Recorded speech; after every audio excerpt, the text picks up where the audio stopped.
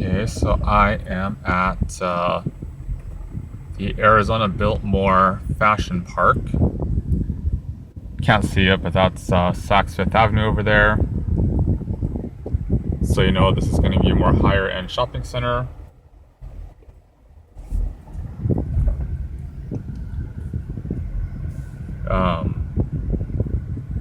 So I had one thing to get over here, and this is really the first time I've ever been here or stopped here because I've been to this area before. But I guess I'll take you along to a more familiar setting.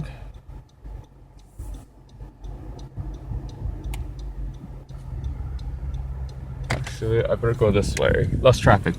That's the 3-story Macy's over there. I think that Macy's was probably Goldwater's.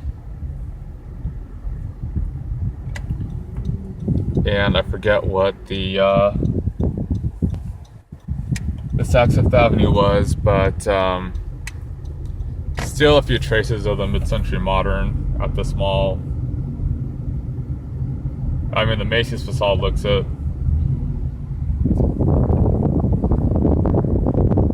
Yeah, and just like the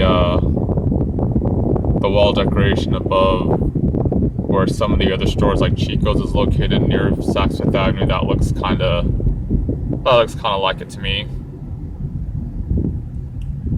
But this outdoor mall is located at 24th and Camelback. Not very far from where the old Seneca Capri was located. It's just, I think, right across the street, roughly.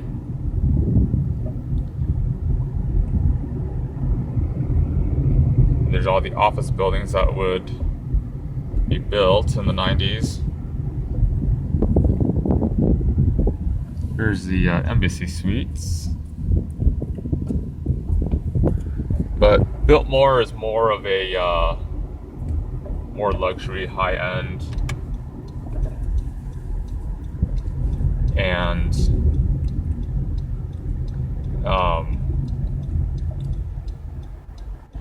between it and Fashion Square, because those are really that's really their competition is Fashion Square, and with Biltmore being an older mall from the 60s, well, the original Fashion Square was also built in the 60s, but you know, would be converted to indoor mall.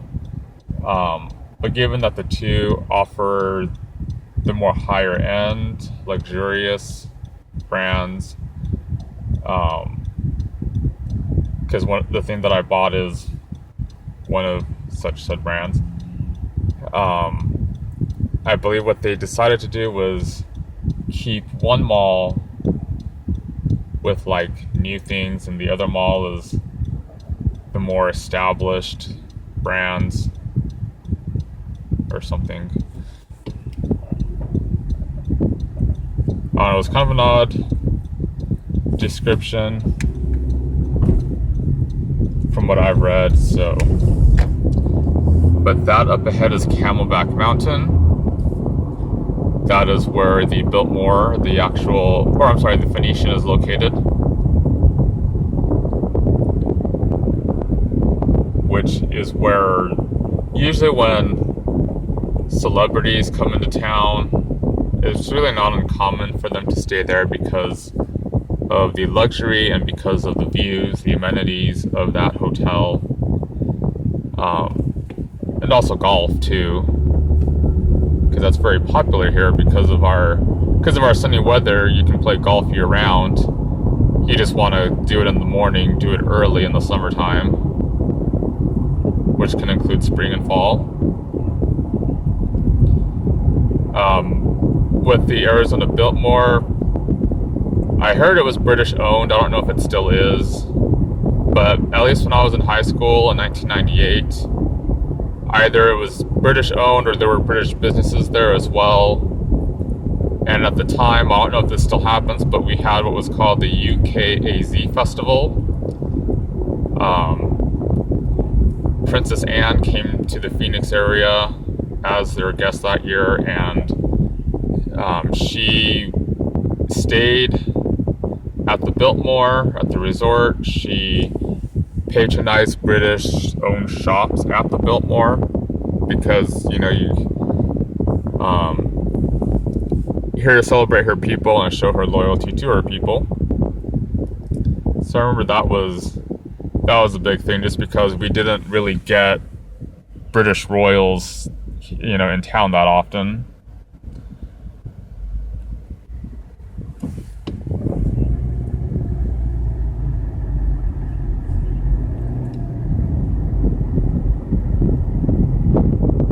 But yeah, a lot of this side of Phoenix is all still older, 60s and 70s built businesses, homes, apartments, such as these apartments here.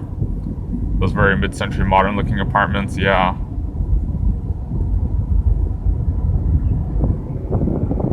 Something hopefully I'll be able to catch as we drive by it. Up ahead at I think 52nd Street is where there's a Chase on the southeast corner. And the Chase branch has outside of it the sort of flat-topped concrete mushrooms or parasols that, are similar to what stood in front of the old Camelview Theater. But you can see up ahead the side of Camelback Mountain.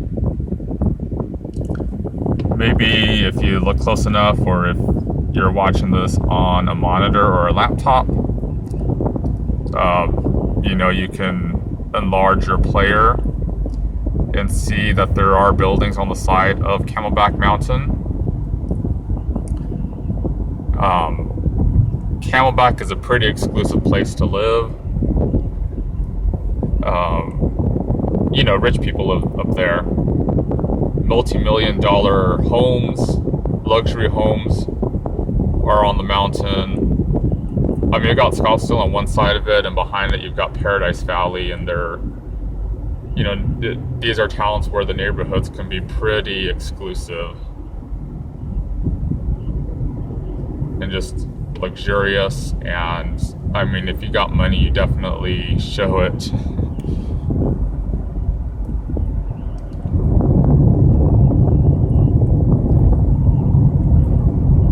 If you look at Camelback Mountain from the north and south, it looks like a camel just sort of laying on its stomach, with the head being towards the west end of it and the center and east being the two humps.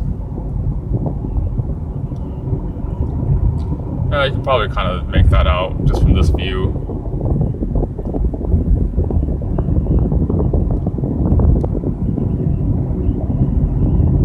Okay, so here is the Chase branch.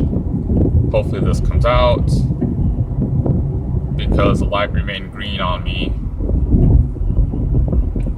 All that's missing from these parasols are the neon, which is what the Camelview versions of those had. And just up ahead, we're going to S-curve because of the mountain. But here is the head of the camel behind all these trees.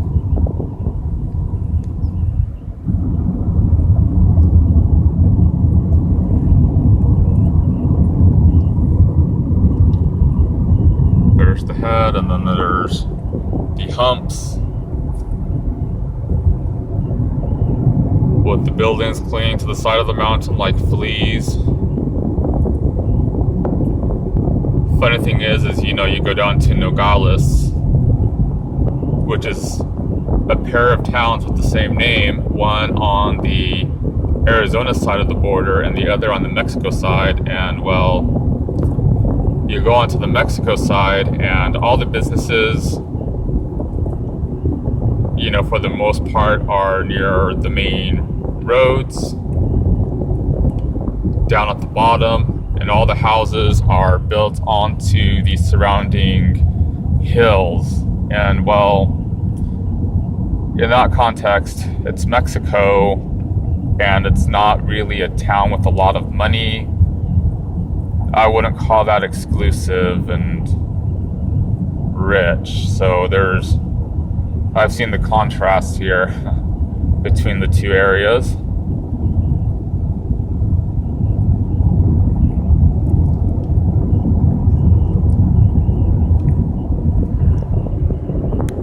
But Camelback is definitely one, well, traditionally it was always one of like the main roads connecting Scottsdale with Phoenix, because if you take Camelback, you will enter central Phoenix, more the uptown part of it, where you've got like the old Park Central Mall and you've got St. Joseph's Hospital, the VA. Well, that's a little more south than Camelback Road is, but that takes you into the central Phoenix. And then also McDowell is the other one that takes you into central Phoenix as well, towards the same area kind of. And McDowell has what is called they used to be called the Scottsdale Motor Mile. I don't know if they still call it that now, but they used to have a bunch of car dealerships along there because that's how heavily trafficked McDowell was. And of course, with the construction of the Loop 202 freeway, that has changed. And even Pima Road, a 2-lane road at the at the east edge of Scottsdale, where you leave Scottsdale and enter the Pima Maricopa Indian Reservation, that road has largely been replaced by Loop 101, and to this day remains a 2-lane road because there's just no demand to widen that road anymore because of the freeway running more or less parallel to it until you get up into North Scottsdale. So just driving here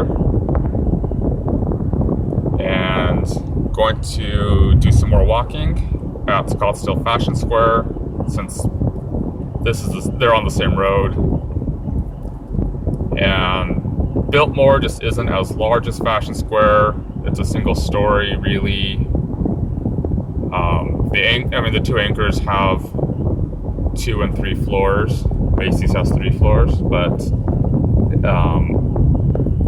it's an outdoor mall, and it's still kind of hot. My temperature is reading 94 degrees, and it is 1:42.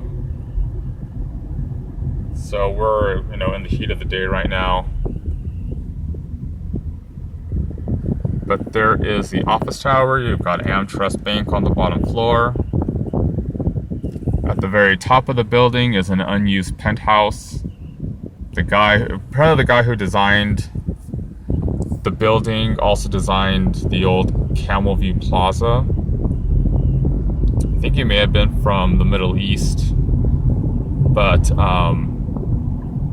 as far as anybody knows, he hasn't designed any other buildings in the Phoenix area, just the office tower and the mall back in the 70s. So, at least around here, his work isn't known very well.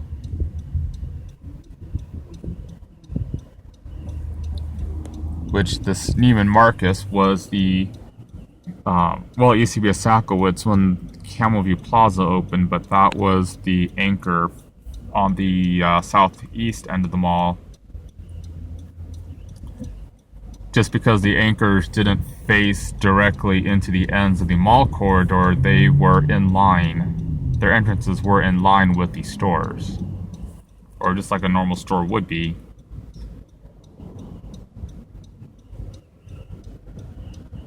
But yeah, that Neiman Marcus facade is untouched.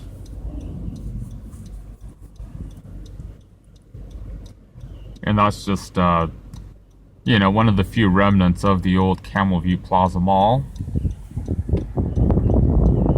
That up ahead is where they built the mall over Camelback. But since they didn't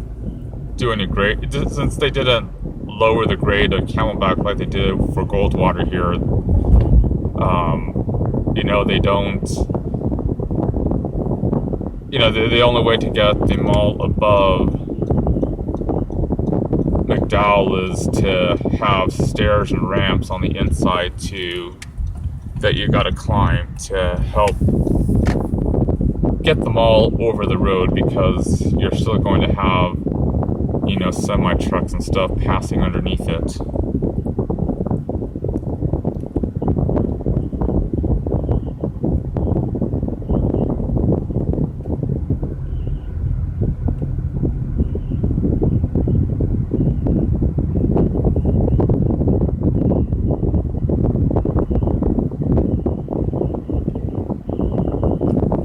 But I guess I will go to the underground gold garage, because it's definitely gonna be a lot cooler than parking in the sun.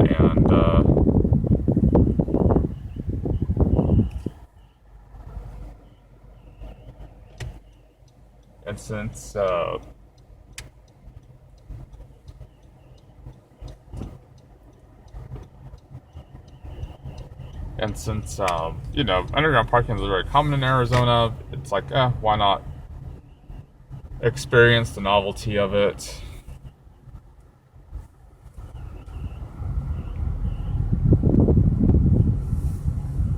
I just kind of have to come around the building.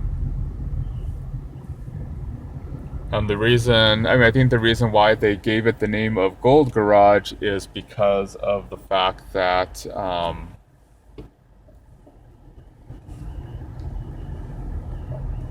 it was where it's right under where the old Goldwater's anchor used to sit, and it was, you know, the mall's original anchor from 1962. But here we go, down the rabbit hole.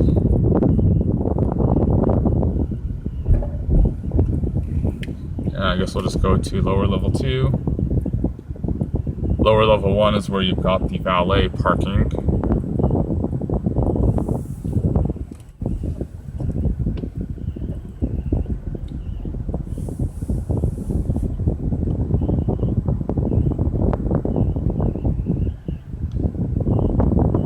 Do a little walking, and then I don't know what I'll do until my appointment at 3:45 in Chandler.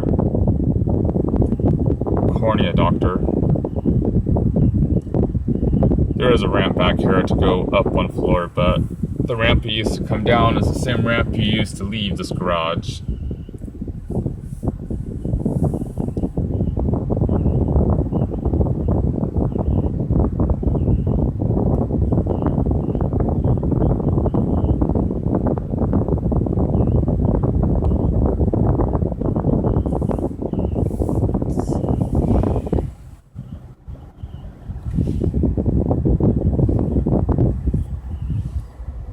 And that over there is the now abandoned Barney's.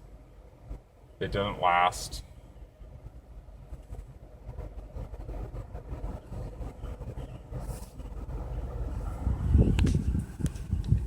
So I am getting down so I can go walk.